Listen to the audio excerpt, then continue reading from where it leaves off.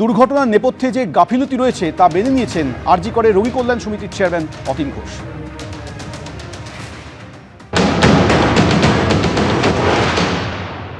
আমাদের সাথে এই মুহূর্তে রয়েছেন অতীন ঘোষ। অতীন দা, আপনি দীর্ঘদিন রোগী কল্যাণ কমিটির সাথে যুক্ত ছিলেন। এরকম একটা ঘটনা, প্রশাসনিক ব্যর্থতা বলা হচ্ছে, পরিবারের তরফ থেকে বলা হচ্ছে 100% ব্যর্থ। কিছু ভুল বলেননি। পরিবারের তরফ থেকে যদি প্রশাসনিক ব্যর্থতা বলে থাকে, আরজি করে স্থানীয় প্রশাসনের এটা ব্যর্থতা। যেখানে অ্যাসিস্ট্যান্ট সুপার যাদের ডিউটি আছে, যারা ঘুরে দেখবেন, পদস্থ অধিকার ঘুরে দেবেন, সিকিউরিটি যে কোম্পানি আছে তারও সুপারভাইজারের মাইনে সরকার থেকে দেওয়া হয়। সে সুপারভাইজারের দায়িত্ব ঘুরে দেখা।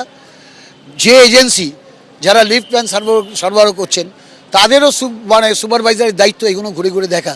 সব মিলিয়ে এই যে 3টে সেকশন আছে, এই 3টে সেকশনে ব্যর্থরায় এই দুর্ঘটনাটা ঘটেছে। ফলে এই 3টে সেকশনের বিরুদ্ধে উপযুক্ত কঠোর ব্যবস্থা প্রশাসনকে নিতে হবে, প্রশাসনকে দায় নিতে হবে। আমরা জানতে চাইব কোন এজেন্সি এখানে দায়িত্বে আছে সিকিউরিটিতে, কোন এজেন্সি লিফট প্ল্যানের দায়িত্বে আছে, তাদের সুপারভাইজারকে, তাদের বিরুদ্ধে কী ব্যবস্থা কর্তৃপক্ষ নিতে চলেছে।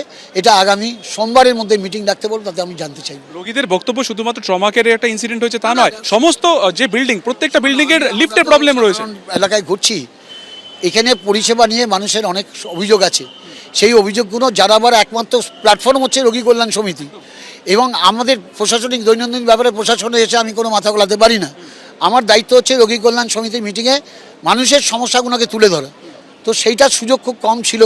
বারবার বলা হয়েছে মিটিং ডাকেনি, আজকে বলছি সোমবার মিটিং ডাকতে হবে, সেখানে আমরা বিশদে আলোচনা করব। বলা হচ্ছে বাবা বাইরে ছিলেন, মানে যিনি মারা গেছেন তার বাবা, তার ছেলে পুত্রবধূ সব ভেতরে ছিল। 1.5 ঘন্টা ধরে তিনি বলেছেন দমকলকে ডাকতে কোনো কর্ণপাত করা হয়নি, মিসবিহেভ করা হয়েছে। আমি তো স্বীকার করছি যে এটা স্থানীয় প্রশাসনিক ব্যর্থতা। প্রপার সুপারভিশন থাকলে এই দুর্ঘটনা ঘটতো না। ফলে তো অতীন ঘোষের সাথে আমরা কথা বলছিলাম, তিনি পরিষ্কার যেটা বলছেন যে সোমবার তিনি মিটিং ডাকবেন এবং মিটিংয়ে যে বিষয়গুলো আসছে, যে অভিযোগগুলো গাফিলতির আসে, সেগুলো নিয়ে আলোচনা হবে। ক্যামেরায় অভিজিৎ দত্তের সঙ্গে সুকান্ত মুখোপাধ্যায়, এবিপি আনন্দ, কলকাতা। লিফটের মধ্যে আটকে থেকে এইভাবে একজনের মৃত্যু হয়ে গেল, স্তম্ভিত বিজেপি প্রার্থী রূপা গঙ্গোপাধ্যায়।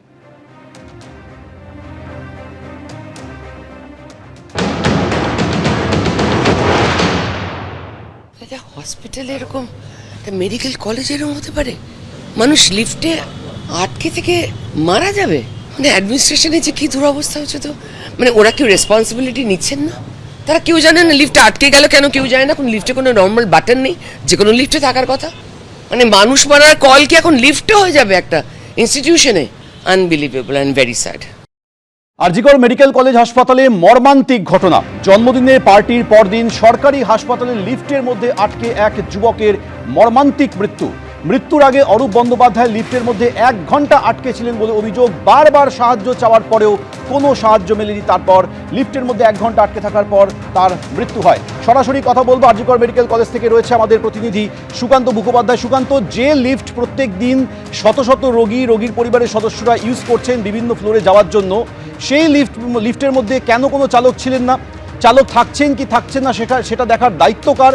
এক ডিপার্টমেন্ট বলছে আরেক ডিপার্টমেন্টের দায়িত্ব, অন্য ডিপার্টমেন্ট বলছে অন্য ডিপার্টমেন্টের দায়িত্ব। বারবার সাহায্য চেয়েও কোনো সাহায্য পাওয়া যায়নি বলে অভিযোগ উঠছে। একেবারে দেখো, ঘটনার পরে পরিবারের তরফে যেটা সরাসরি অভিযোগ করা হয়েছে যে 2 নম্বর লিফট, অর্থাৎ ট্রমা কেয়ারে যে 3টি লিফট থাকে, যার মধ্যে 2 নম্বর লিফট, সেখানে কোনো রকম লিফটম্যান ছিল না, কোনো রকম সিকিউরিটি গার্ড ছিল না।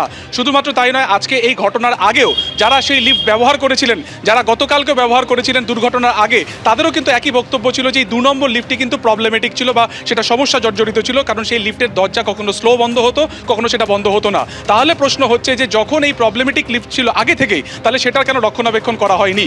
পরিবারের তরফ থেকে 100% অর্থাৎ 100% তারা কিন্তু প্রশাসনিক গাফিলতির দিকে তারা নজর একেবারে প্রশ্ন তুলছেন। এবং অন্যদিকে যখন এই বিষয়ে আমরা হাসপাতাল কর্তৃপক্ষ ভাইস প্রিন্সিপালের সাথে কথা বলেছিলাম, তিনি কিন্তু স্পষ্টত বলছেন যে এটা পিডব্লিউডির ইঞ্জিনিয়ারিং ইলেকট্রিক্যাল ডিপার্টমেন্টে দেখার কথা। তাদেরই আন্ডারে ঠিকা কর্মীদের একটি দেওয়া হয়েছে, বরাদ দেওয়া হয়েছে, তারা মূলত এই লিফটম্যানদেরকে ডিউটি দেয়।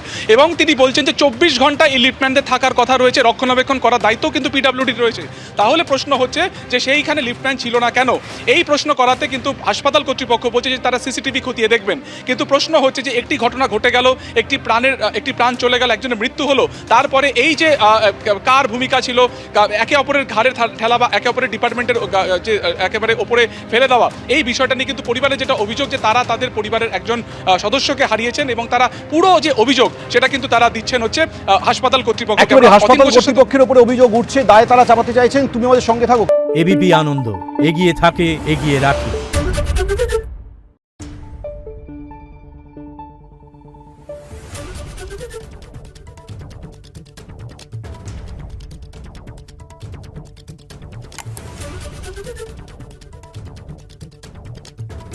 Thank you.